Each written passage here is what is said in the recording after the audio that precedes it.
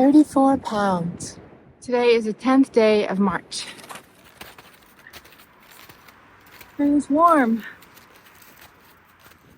47 degrees, is that right? The trail is littered with hemlock branches.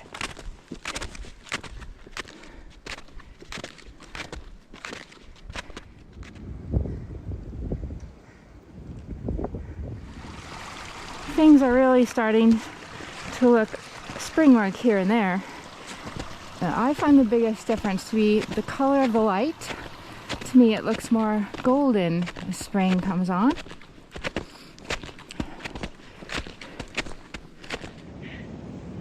Here I see the sign that says ski trail branching off to the right and Rocky Branch Trail continuing on my left or straight ahead. There it is.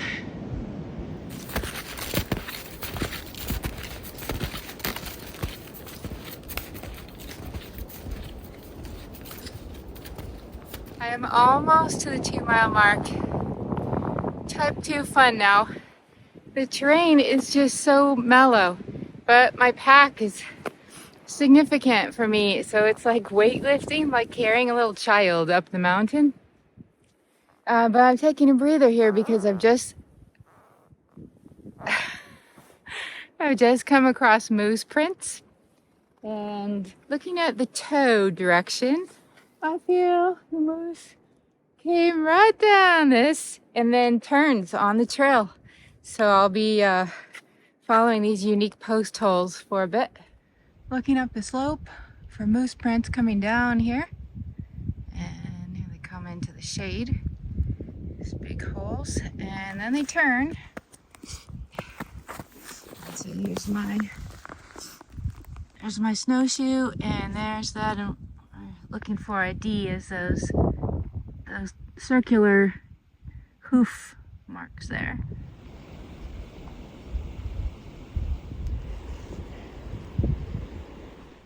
Coming along with the moose tracks, we have this level, almost downhill section here, and it follows this gully, this small waterway, and you can see moose prints going right, that they went into the mud and that right through the gully. That was the moose's choice. I would think a moose is also excited for spring, and to touch water must be so fun. Must be what the moose was thinking. Like, wow, water. Let's go this way. And not very far after the whole thing began, here's where the moose tracks veer off the trail to be independent again, going downhill off to my left into the valley down there. A bird just flew over here. I looked up and I saw a beautiful blue sky and fir trees. I hope I see these again on the way down, because I studied fir and hemlock. I'll tell you all about it on the descent. Continuing on, and I can't help but take a shot of these grass tracks.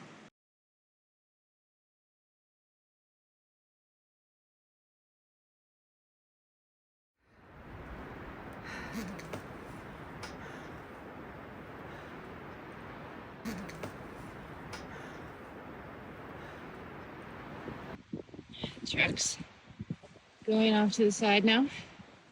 Oh, 8 inches between, perhaps. Okay, it's very windy. Have that kind of summit feeling, even though it's wooded, opened up a bit. And I'm guessing this is going to be the path to Engine Hill. And thinking about when I studied the maps and what my choices might be right now. I'm over 3,000 feet now. I'm going to go ahead and explore this little path because I saw recently Laura Sewell's video, and she goes over there and signs the little register, because this Engine Hill is on New Hampshire 500 highest list, and I've never done that before. I've never signed any little register on a mountain, I don't think. So let's have a look. So fresh snow here, and oh gosh, That was deep. Hold on. Oh, hold on. I found the trail. Is that a T for trail? Unfortunately, that's not the one I want. I was supposed to go up this hill, and I tried to get in, and it just seemed really hard. So I thought I'd come back this way to see if there was any easier way, but I'm not sure if there is. I don't know where the secret trail is to get to Engine Hill. I'm gonna try again. I'm back into the type 2 fun again because this seems wrong. I'm surrounded by trees. See, I'm not to the little map marker, but is that even where I'm trying to go? So I'm just trying to get to the top, but it's so dense here. I have gotten myself tangled in the woods, sort of decided to give up. Getting cold, it's been way too long, and I've come back around trying to find the trail, maybe, because I don't think I should camp here.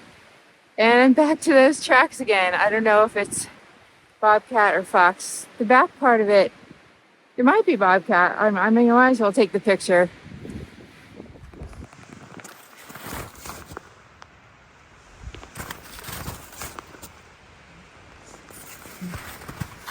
The tracks, like the feet step where they stepped. Trying to find the perfect one.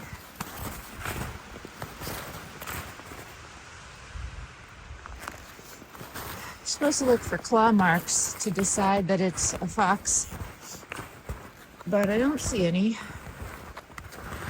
This is kind of another wild goose chase. So I just left my poles back there. I don't know. Do you think he went to the summit of this little hill? I was up there, but it was so dense. This is so silly. I really want to find that thing.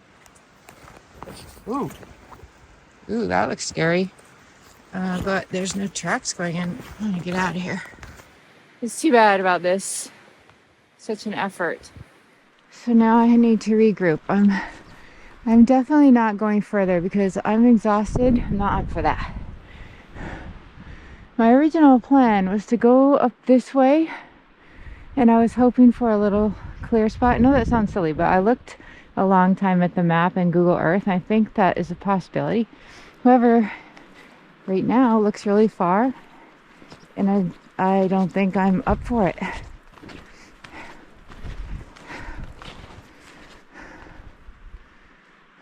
It's too bad, but it's really not a big deal. Okay, let's look at the bright side. The bright side is I'm in a beautiful place. Conditions are fine. I have all my gear. I don't have to go up any more hills, and the snow is great for going in the backcountry here, like going off the trail. Oh, here's my first attempt. Oh man, think about it.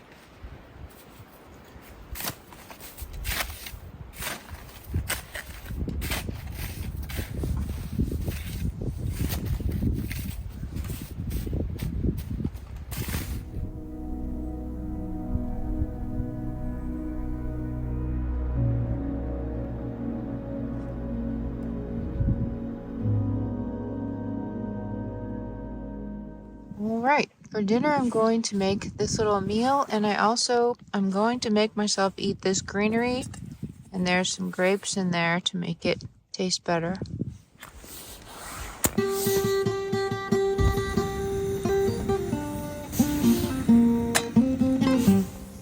Wow, it's already boiling.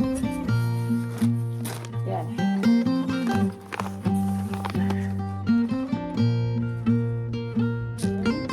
Add 1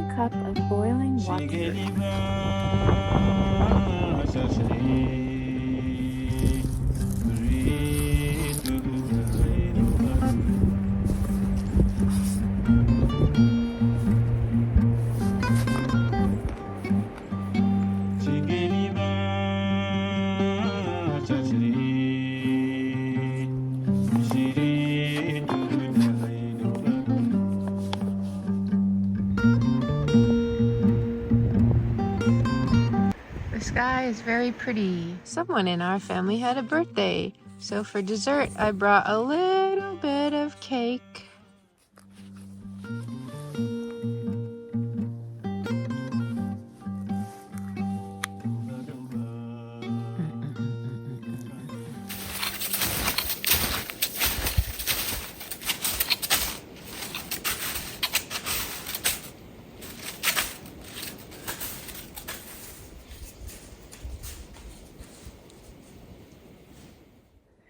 It is 7:30 and has just gone dark.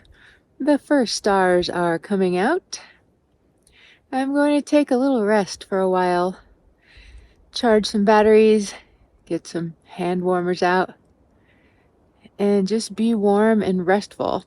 And then, if I build my confidence up, I shall emerge from the tent to try to get a few evening pictures.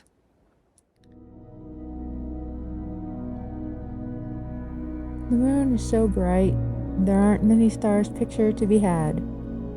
I can almost see lights down in the valley.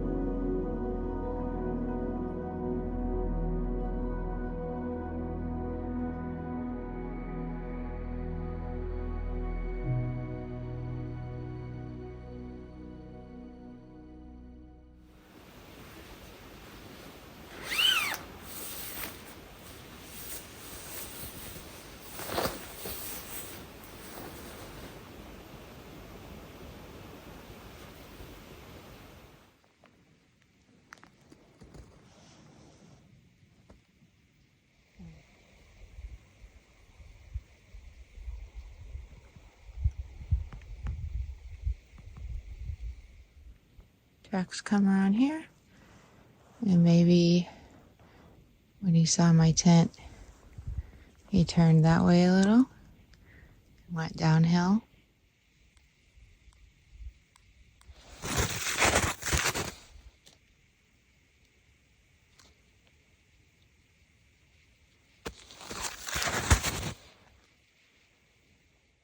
Oh, those trucks go that way, downhill. But here they intersect the bunny tracks, going that way.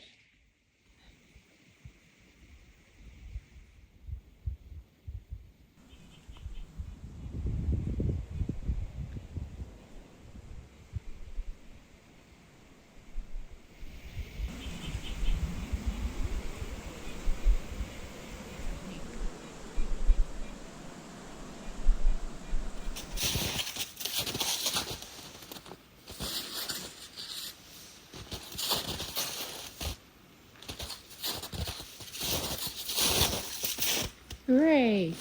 My bear can was undisturbed in the night.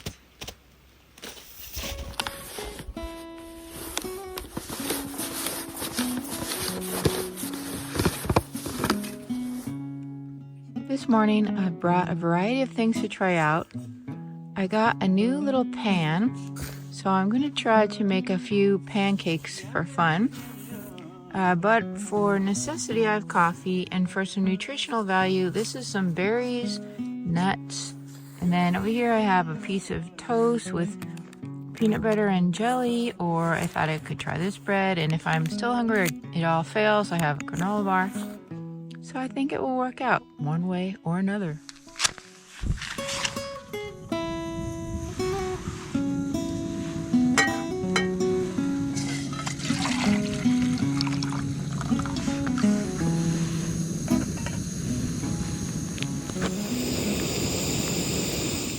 I I drink this kind of coffee only when I go camping. So as soon as I smell it, it's just such a joyful thing because I sort of like have this flash of like all my campouts. Ah.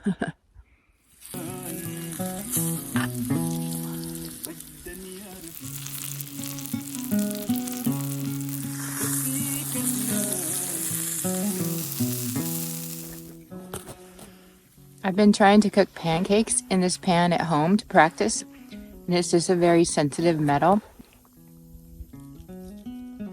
So I ended up buying these frozen little pancakes from Trader Joe's. It's quite good.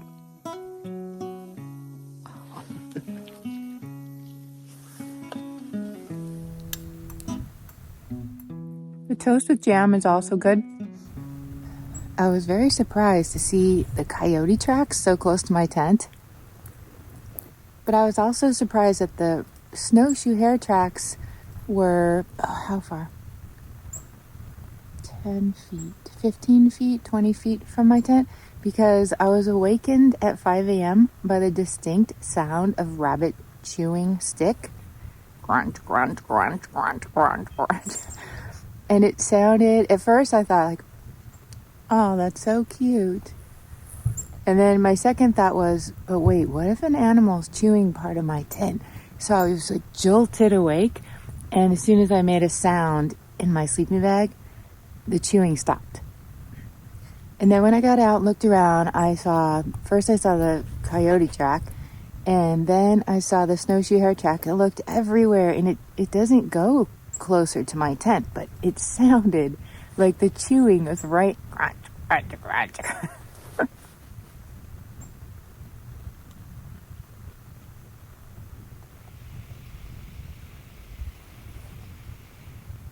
What I did best on this trip was go off the trail.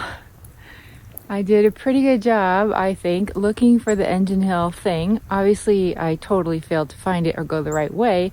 However, I went all back through there, feeling comfortable, knowing the snow condition, watching out for spruce traps, and kind of having a sense of where I was. I thought that went pretty well. I wasn't afraid back there. And finding camp, I'm way off the trail. I did that well, and I'm getting more comfortable with going back. The best part was the snow condition today. It was great for shoveling, great for the snowshoes. Yeah, so it's just a process of learning. I'm all cleaned up now, and it's time to hit the trail.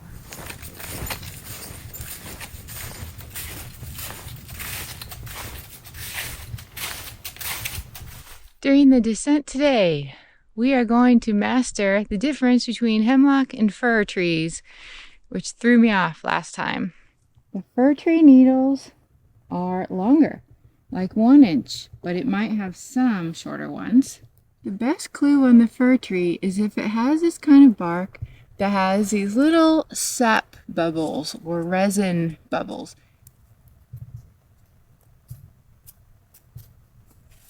Here on the right is the fir. I'm confident with that.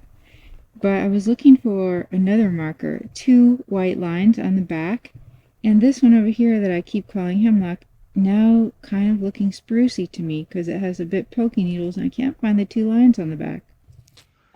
Looking up at these cones, which look like it's a spruce tree. Its neighbor, right here,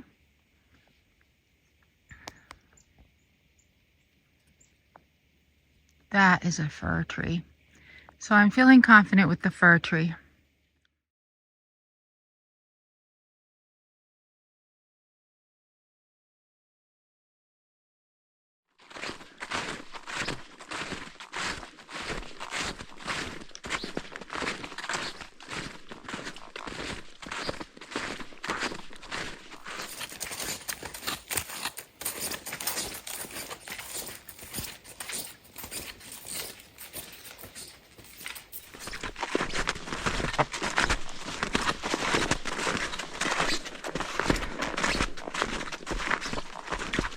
Walking next to a brook, I hear the water. And this would be the perfect time to see hemlock trees because they like water and shade. Hey, look at this. Now the important thing here is a branch I brought from up higher, and it's spiky. The needles are very short, but I think this must be some kind of spruce. I'm going to take this piece home to study. But here we have a difference. These are short needles, hemlock, not pokey.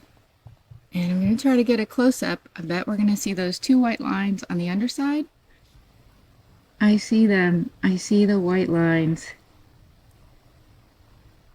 The way they come off the branch, it's on each side. I forget the scientific word for that, but it's kind of like a flat area, and mostly you see them coming this way and coming that way. And if you really looked close, you'd see they were attached by almost a little peg feature. Branch, like a tiny branch, whereas fir don't. And you can see how feathery the hemlock is. Wow, I'm so excited because I bet a bunch of those are hemlock. This particular hemlock tree, you can see on the upper right here, the smoother bark, and you can see how it's starting to develop plates or scales, like breaking up. That is as it's growing. This particular hemlock is more mature. You can see it has more scales there. Bark furrows are forming. It's older. The color of the bark is brown and sometimes a bit reddish purplish. Right there, I peeled off just a piece of it so we could see how reddish purplish it is under there. It's the brook, and I'm admiring these two very large hemlock trees. Hemlock trees can grow 100 feet tall and up to 4 feet wide, and they can live up to, I don't know, hundreds of years. One more important characteristic is that hemlock trees have tiny, adorable pine cones. That's how they make seeds.